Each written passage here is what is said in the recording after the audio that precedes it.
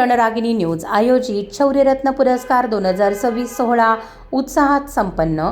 राज्यस्तरीय 101 कर्तृत्ववान महिलांचा गौरव. जाणून घेऊया सविस्तर वृत्तांत.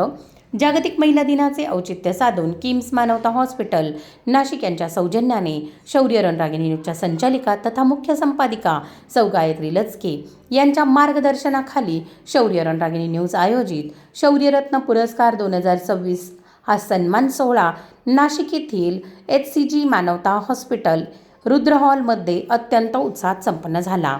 या सोहळ्याची सुरुवात मान्यवरांच्या हस्ते दीपप्रज्वलनाने करण्यात आली. सौ जयश्री देवते यांच्या गणेश वंदनेने सर्व उपस्थितांना मोहित केले.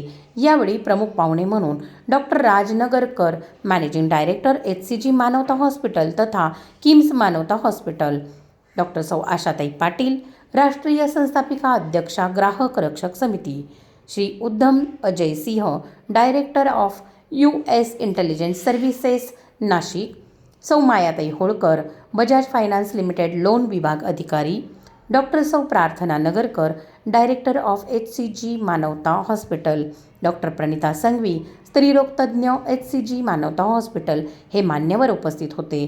कार्यक्रमाच्या सुरुवातीला उपसंपादक श्री गणेशजी जगदाळे यांनी अत्यंत प्रभावीपणे प्रास्ताविक सादर केले, ज्यामध्ये त्यांनी शौर्य रणरागिणी न्यूजचा सामाजिक कार्याचा प्रवास आणि महिलांच्या सन्मानाचे महत्त्व विशद केले.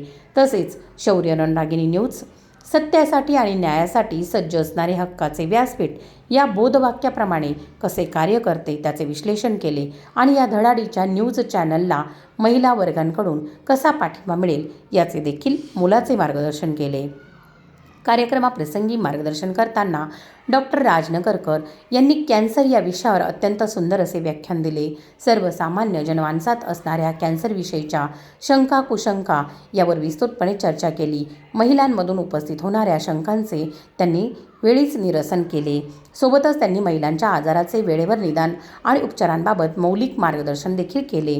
आपल्या भाषणात त्यांनी शौर्य रणरागिणी न्यूजच्या संचालिका तथा मुख्य संपादिका सौ गायत्री लचके यांच्या सामाजिक कार्याचे विशेष कौतुक केले. समाजातील कर्तृत्ववान महिलांना शोधून त्यांना हक्काचे व्यासपीठ मिळवून देण्याचे सौ गायत्री लचके यांचे हे कार्य अत्यंत स्तुत्य असून त्यांच्या या उपक्रमामुळे अनेक महिलांना नवी प्रेरणा मिळेल असे गौरवोद्गार त्यांनी यावेळी काढले.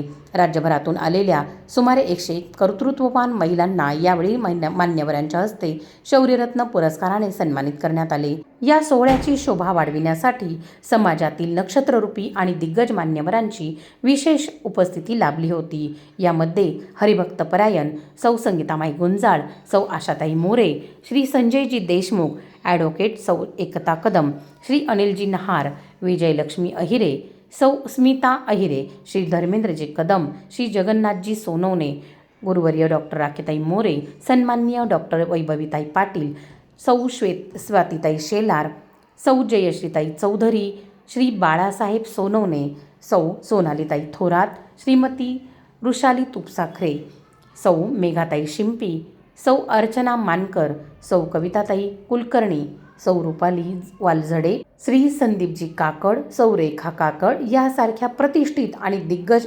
मान्यवरांनी व्यक्तिमत्वांनी आपल्या उपस्थितीने कार्यक्रमाला अधिकच चैतन्य मिळवून दिले.